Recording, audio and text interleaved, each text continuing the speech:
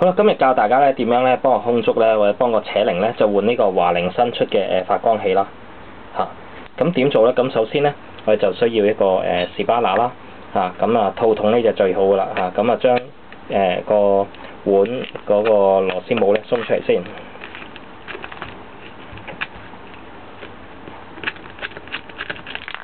OK， 鬆咗啦。鬆完之後咧，就直接將個發光器咧就放落去先。放落去之後咧，咁放翻嗰個戒指啦。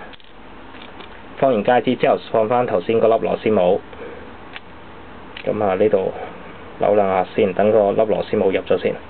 咁跟住再放個套筒士巴拿啦。咁呢個係10號嘅。咁如果發覺你用緊呢支好似我呢支放唔落嘅時候咧，我哋換另外一款咧，呢種咧係 Y 型嘅士巴拿 ，OK， 又係揾翻10號嗰個頭啦。係呢個跟住放落去。放咗落去之後咧，就扭翻實。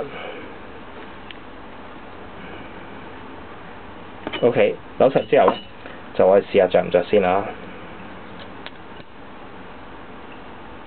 係啦，係着嘅咁安裝成功㗎啦。